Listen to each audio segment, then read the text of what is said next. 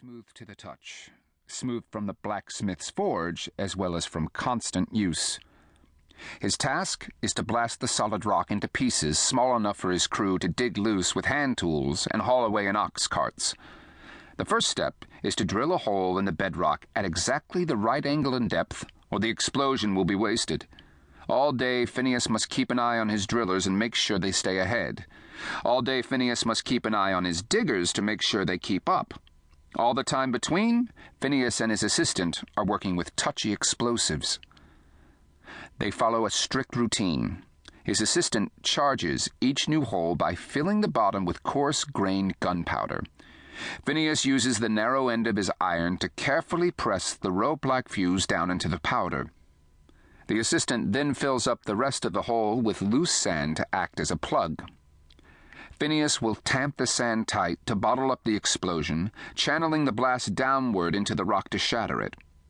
While his assistant is pouring the sand, Phineas flips his tamping iron around from the pointy end to the round end for tamping.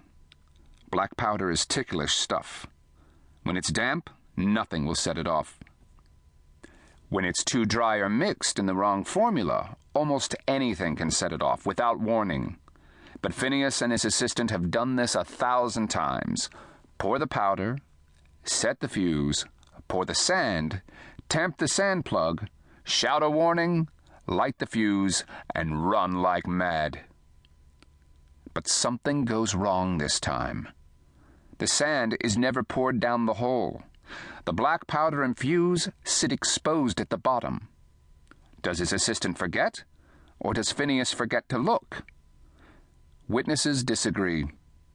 A few yards behind Phineas, a group of his men are using a hand-cranked derrick crane to hoist a large piece of rock.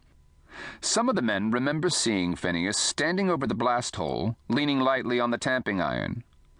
Others say Phineas was sitting on a rock ledge above the hole, holding the iron loosely between his knees. There is no argument about what happens next. Something or someone distracts Phineas. Does he hear his name called? Does he spot someone goofing off? Whatever the reason, Phineas turns his head to glance over his right shoulder. The fat end of his tamping iron slips down into the hole and strikes the granite. A spark flies onto the exposed blasting powder.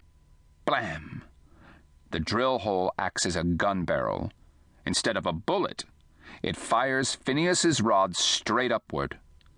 The iron shrieks through the air and comes down with a loud clang about 30 feet away. This is what happens. Imagine you are inside Phineas's head, watching in extreme slow motion. See the pointy end of the rod enter under his left cheekbone, pass behind his left eye, through the front of his brain, and out the middle of his forehead just above the hairline. It takes a fraction of a second for the iron rod to pass from cheekbone to forehead, through and through. Amazingly, Phineas is still alive. The iron throws him flat on his back, but as his men come running through the gunpowder smoke, he sits up. A minute later, he speaks. Blood is pouring down his face from his forehead, but Phineas is talking about the explosion. His men insist on carrying him to an ox cart for the short ride into town. They gently lift him into the back of the cart so he can sit up with his legs out before him on the floor.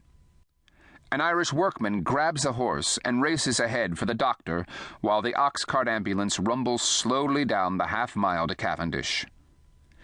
Phineas's excited men crowd alongside, walking next to their injured boss.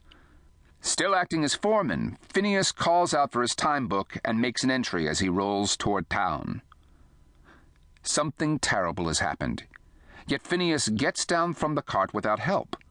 He climbs the steps of the Cavendish Hotel, where he's been living, and takes a seat on the porch beside his landlord, Joseph Adams. A few minutes earlier, Adams had seen the Irishman ride past shouting for Dr. Harlow, the town physician. Dr. Harlow was not to be found, so the rider was sent on to the next village to fetch Dr. Williams. Now Phineas takes a neighborly seat on the porch and tells his landlord what happened to him. That's how Dr. Edward Williams finds Phineas nearly 30 minutes after the accident. Dr. Williams